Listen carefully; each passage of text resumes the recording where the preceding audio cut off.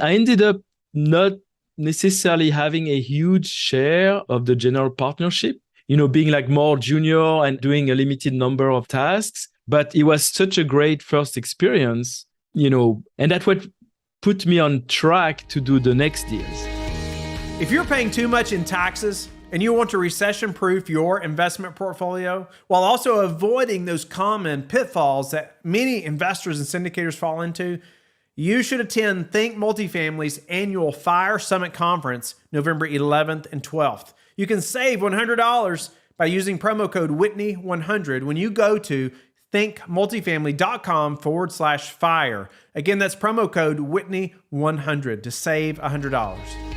This is your daily real estate syndication show. I'm your host, Whitney Sewell. Our guest today and over the next few days is going to share many details about how they got in the syndication business. And I hope that it's encouraging to you as you potentially are trying to get in, but also if you're a passive investor, we're going to talk about structuring of deals, and even going to get into a different type of fund structure in a couple of days that he is doing that we've not talked about too often on the show. And so I want to learn more about that myself as well, as we are just trying to offer the best things for our investors. Our guest today is Philippe Schulligen. Philippe is a co-founder of Boost Capital Group, a firm dedicated to helping busy professionals and parents who want to preserve and boost their capital through passive real estate investing. Prior to that, Philippe founded 555 Ventures, where he gained firsthand experience in commercial multifamily real estate acquisitions, syndications, asset management, and dispositions. He's acquired 2,400 plus units and over $140 million in portfolio, and contributed to raising more than $29 million from investors. So he has gained a ton of experience quickly, and he's going to share just how he did that. We're also going to dive into some basics about syndication that I get questions about all the time from new investors or and even people that are trying to get started into this business that you're going to want to know. But later in some segments, we're going to dive more into structuring of deals and things that the investor needs to ask the sponsor that you need to know about, even parts of that PPM, that document that's so long, things that you need to know about and help you to speed up that process of going through that and ensuring that it's in your best interest to do so. I know you're going to learn a lot over the next few days. Philippe, I'm honored to have you on the show and to get to know you and to hear more about your story. Acquiring 2,400 units, $140 million portfolio, and even contributing to raising over $29 million from investors. That doesn't happen by accident, right? It doesn't happen without diving in. And I want to hear about your story. I know the listeners want to hear about, man, where did this come from? Hey, let's hear some steps of maybe what you came from, the industry maybe you came from before, or why real estate, why syndication, how did you learn this business? And let's dive in. So get us started with a little bit of your story and how you got up to syndication and real estate. Sure. Yeah, Whitney, thank you for having me. I'm glad to share my story. Absolutely. Well, as some of you may hear from my voice, I am originally from France, born and raised, and I came to the US about 20 years ago for my W-2. I was working in the air and space industry, actually in business jet manufacturing. And yeah, I was very blessed back then, in my early 20s to come to the US to work. And, I was always attracted by the American dream and by the US culture, and, came initially for 6 months, and one thing led to another. I eventually got married, and, I stayed in the US for over 20 years and became a citizen about 7 years ago. So I was always interested in having like a side activity besides my W-2, just, to try to make additional income. To pay for my hobbies, or, maybe a nicer car, or, whatever, or provide, a nice vacation for the family. And initially I was trading stocks, Forex and etc. However, it's hard to be consistent in this business. And after several attempts investing that way, I came to real estate, and I said, I have to make some changes. And I got interested in real estate. That would be about 7 years ago now.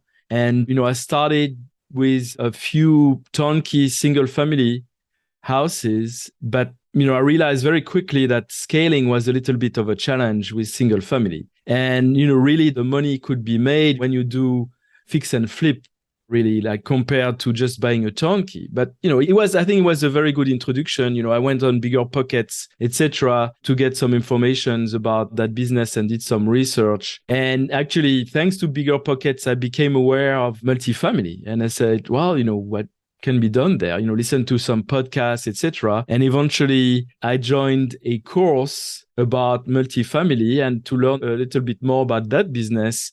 And I was very blessed because shortly after beginning that course, I found my first deal like 3 months after, I had an LOI accepted. It was an 80 units property in Memphis, Tennessee. And yeah, that was my first deal that actually led to my second deal, which was a 168 units in Memphis as well. And, one thing led to another. I began to form different partnerships, work with different people in the industry. I had the opportunity to join different teams, and that's how I grew my portfolio. I think I'm currently general partner in 1,700 units, but overall I invested in 2,400 units.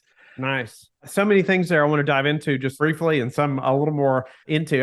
It's incredible you were able to come to the States and even become a citizen. Things change, don't they? It sounds like you got married and you weren't going back, right? So things happen, but you were interested in real estate and got into turnkey. And did that scale at all? Did you buy some single families, or did you figure out beforehand that, hey, that may not be the best route for me? Yeah, and that's why I switched to multifamilies, because like from a scaling standpoint, it's tough with single family.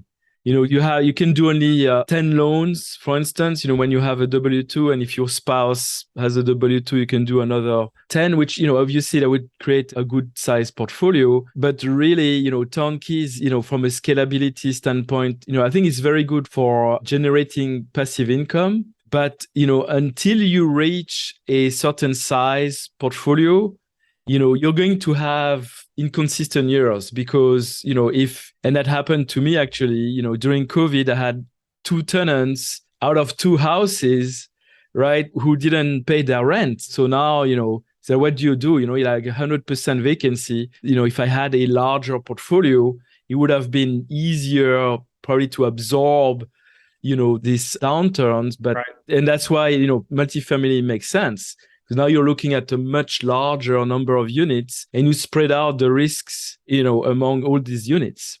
So you jumped from some single family homes to this 80 unit deal. Did you syndicate that 80 unit? That's right, we did a syndication. How did you learn the syndication? You said you joined the course. Did this course teach you about syndication and give you the confidence in a syndicated deal? Yeah. The course teach the basics about syndications and was able to find partners, thanks to, networking and working, within the course. And we did a syndication and it was very exciting. But, again, when you begin, number one, I think, obviously, the course gave me the book, knowledge, if you will, to do these steps. But however, I didn't have like the practical experience.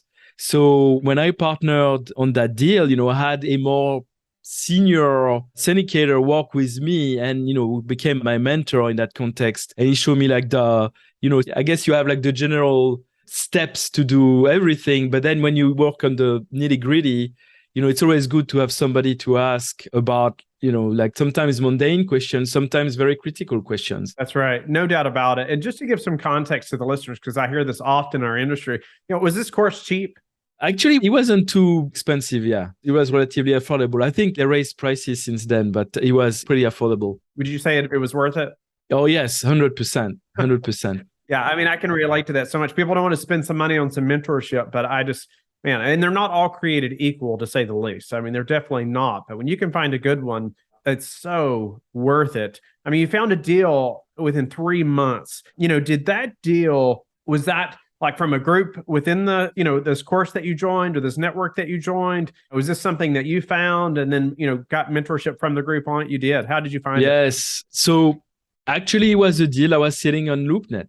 And, I know there's the saying that, like deals go to die on LoopNet, for instance. And maybe, these days it's Craigslist.com, might be a better source. But, it might be true for some markets. It's not true for all markets. And in that case, I think, maybe it was a little less popular, to do multifamily deals. I know these days a lot more people interested, but, at the same time, I think Memphis was not maybe the not most exciting, the most attractive market. However, it's a large MSA, Metropolitan Statistical Area, and it's pretty stable in population. And also with diverse employers, diverse industries. So, I think it's underestimated market there. There are a lot of opportunities, and actually the price per door, particularly back then, was very affordable. I think it still is these days. But did you have to put some earnest money down on this deal? Yes, of course. Yes, we did. Yeah. And so I just think about, want the listeners to think through if they're getting started in this business, it takes some capital, right, to make some of this happen. No doubt about it. And I just stress, if you don't have it, like, go find it, right? Find partners, find somebody. So how did you find the people to make this deal happen? Did you need a key principal or somebody, with the balance sheet, somebody to help sign on debt, how did you figure out some of those things? Yeah, it was all of the above, actually. So, actually needed key principles to sign the loan, and from a balance sheet standpoint, as well as experience standpoint, those are the requirements. Also, needed a lot of help on raising capital. And, I think earnest money deposit, we split the burden with the different partners. And, my role was be the first in line to work on, underwriting, on doing the due diligence, negotiating the PSA. But then I was supported with, the mentor that I mentioned earlier, as well as the other senior partners in the deal, so to get their opinion on some of the critical questions. Yeah. So, I ended up not necessarily having a huge share of the general partnership, being more junior and doing a limited number of tasks. But it was such a great first experience, and that's what put me on track to do the next deals. So I want to mention what you just said there. You said you didn't have a huge share of the deal, but it put you on track. Right. Next deal. Right. And so often I hear it so many times too. And people reach out to us almost weekly wanting to partner with us on deals. And often, it's like they haven't done a deal yet, but they expect such a big piece of the deal to get started. Right. And I'm like, wait a minute, you don't even know how much you can raise. You don't know how much, you contribute to the deal or to the team, or none of us know any of those things. If you can add much value at all.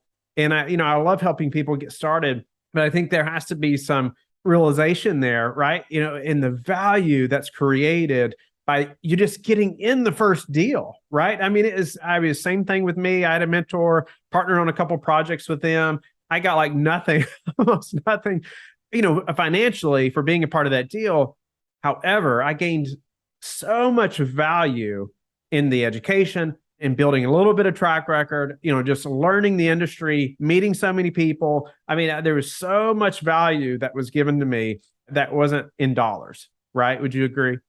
Absolutely. Yeah. And I think the most valuable for me, and I think everything that you said is correct, that, learning experience, the track record and so on, absolutely, hands down. But I think the most valuable of all of that experience is that introduced me to the industry, to the players in the industry, and, started to attend conferences and other meetups. And now, when you have a little bit of a track record, now people look at you differently because, there are a lot of wannabes, and it's okay. I was there as well initially. But when you say, well, as I did something, now, I think your credibility goes much, much higher. And you can build these significant relationships with people. And that's how, that's what led me to be able to join other deals going forward, actually. For sure. How much time was there between the 80 unit and the 180 unit? Actually, it's an interesting note here. So while we were working on closing on the first deal, I had it under contract in June and we closed in November. And during that time frame, so I found this other deal.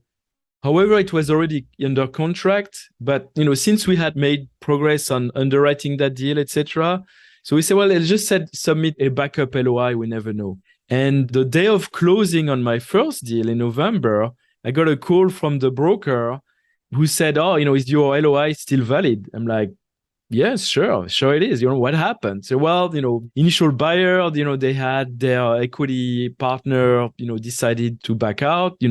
If just renew the LOI and the deal should be yours. And we closed. So that was November. We closed in April the following year for that second deal. Yeah, that's great. How did you raise the money for the 80 unit and then also the 180? So my partners, what we did is we did a joint venture agreement pre-closing. And we define in that joint venture agreement the different roles and responsibilities of the different parties. And in both cases, so I worked with the same partners, the more senior people, they had the responsibility to raise the money, but I had the option to raise the money as well. So for me, it was very comfortable because, I was still building my own network, starting in the area. So I had the opportunity to focus more on the mechanics of the deal and making the deal happen and close. And I didn't have to worry about raising at that point. And I think it's very important, like you mentioned earlier, Whitney, to have, gauge what you need, what kind of help you need on the deal. Is it raising money? Is it earnest money on the deal, capital at risk? Is it a key principle on the deal? You need to be able to gauge all these requirements that you have and build the team around these requirements to make the deal happen.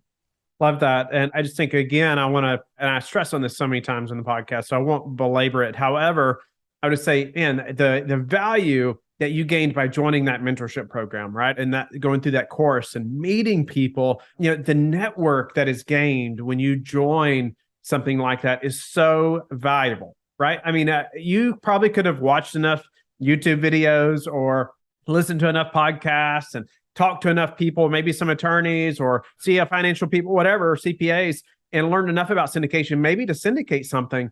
But man, you still wouldn't have had the connections to build the partnerships to get a big deal done, most likely, right? Absolutely. Absolutely. So there's such a value there that people, I think, overlook when they see this big price tag on a mentorship program.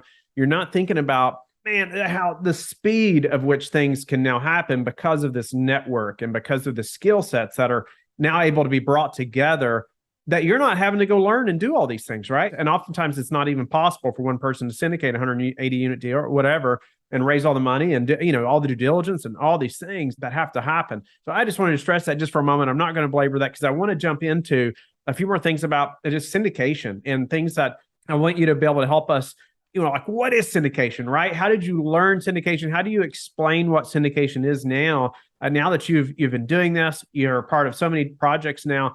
Somebody asked you, what is real estate syndication, Philippe? How do you explain that? So a real estate syndication, in a very, very simple, plain terms, is just a group of people who are going to pool their money together to buy a larger asset. And, from that context, I think that simple description, you could say, well, maybe it's a joint venture. But in a syndication, you're going to have the active partners, typically called the general partners, and you have the limited partners who are more in a passive role. And the syndication, usually it takes the format of a 506B or C exemption from the SEC. That's the legal side of things, for which kind of investors can invest in the deal. But so it's overseen by the SEC. There's a legal background around that, and there's paperwork that is going to be drafted by an SEC lawyer to explain all the risks, through a private placement memorandum. All 150 pages worth. Yes. And you're paying dearly for those pages. Right. But again, I think it's important that the investors realize like all the risks associated to investing. And that's the sole purpose of that document. And also there will be an operating agreement that will be drafted to explain how the deal will be managed by the general partners, and what will be the different splits between, for the income or the net operating income between the different partners, the general partners and the limited partners. So yeah, that's a syndication. And, again, from the investor standpoint, what's important is, you're pooling money into a larger deal. So you have all the benefits of a larger deal, number of doors, the experience of the sponsor, etc. And then your risk is limited to your investment that you're sharing that risk with all the different investors. And obviously now, you're going to share all the benefits as well, all the returns. You mentioned some of the risks, some of the returns, the benefits, of course, but maybe just elaborate a little bit on why participate in a syndication, as far as, the investor versus, a different route of investing, or even single family or turnkey, or, why invest passively in a real estate syndication? I think it makes a lot of sense for investors to consider syndications as a limited partner because, I'm just taking an example, which was my own journey. And, so I thought that turnkey was, it's hands off, right? Turnkey, single family, everything is done for me. It was already renovated. I just have to buy it and then, it's going to cash flow. But in reality, there are always headaches. And you end up, even though, you probably have, and you should have on a turnkey, a property management company doing the day-to-day management, you still have decisions to make. You have decisions to make. What's going to be the rent level? What are you going to do if the tenant is not paying the rent? What about this roof that is leaking? It happened to me on a property last year, and now, it's like, actually, as a side note, my whole income on the year got wiped out because of that roof that I had to replace. I knew about it when I purchased the house, but, it was like, it could be in 5 years, it could be in 10 years. You didn't know, but, that's what happened. So in a syndication, the investor is going to be really passive. Once you've taken a look at who the sponsor is and what's their experience and, their track record, and, you learn to know them and trust them and see what they're doing, how they're working, then you're going to invest in some deals with those sponsors, and you're going to rely on their experience to manage the deal. So they will send you regular updates, but you're really passive, and you just, select your sponsor, maybe you don't like every deal that the sponsor has to offer, but, select the deal that is interesting for you. You like the market, you like the business plan, and then, you just send your money, and you're really passive. You're going to read maybe like the monthly report and collect the distributions. So it's I think it's a very, for busy professionals and families, it's a very good option to secure returns compared to other avenues such as the stock market, etc. Because, actually we did some research with my team on, the volatility of some investments vehicles, and, real estate syndications or real estate in general, it provides higher returns and with less volatility compared to the stock market, for instance. So, I think it's a much, well-known, sound investment vehicle, the real estate. And if you can do that passively, I think that's a win-win for the investors and the sponsors who's bringing the opportunity to you. I could not agree more. I mean, it's, do you have time to become the expert in all these things, or, do you want to spend that time doing something else, or spending time with your family or whatever, when you can invest in a team or in a project that's being operated by a team that's already developed all these skill sets, right? And has these team to do all those things that, hey, you don't want to take that call at midnight, right? The toilet call or the tenant call, whatever the problems may be, we want to ensure those things are taken care of. But, as a passive investor, I don't want to have to take those calls. Right. I want to ensure they're being taken care of. And so it's a great explanation, Philippe, just why syndication. And unfortunately, I feel like that even the term syndication kind of scares people off a little bit. Right. And they feel like, even myself, you're raised in a family where you're just thought, well, just investing in the stock market or mutual funds is just kind of the way you do it. Right. And this syndication thing over here just seems scary. That seems, I've not heard enough about that. Let's not do that. That sounds too risky over there, right? And so, but I think you explained it well. It's not as risky, I feel, as the stock market. When you can own this physical thing, you can go and touch and see, and right. Even if there's a hard times and there's no cash flow for a bit, guess what? You still have the asset, right? It's still there, and obviously, hopefully, times improve, and guess what? You still have this valuable asset. So I appreciate that. And Philippe, we're going to end this segment now. And I just want to thank the listeners for being with us again today. And we're going to do a few segments with Philippe, and we're going to dive into some more detailed topics about syndication and the structure and how to profit from syndication, and even things you need to know about the sponsor as well when you're investing and vetting a sponsor, and even diving into Philippe's fund and the type of fund. And I know you're going to learn a lot from that segment as well. Philippe, thank you again for today and just being willing to share your path, right, to real estate success, how you got in the syndication business, and even just what syndication is. Tell the listeners how they can get in touch with you. Thank you, Whitney. Yeah, so they can reach out to me via email. So my email address is my first name, Philippe, Philippe, at boostmycapital.com. Or they can go to our website, boostmycapital.com, and see what we have to offer over there.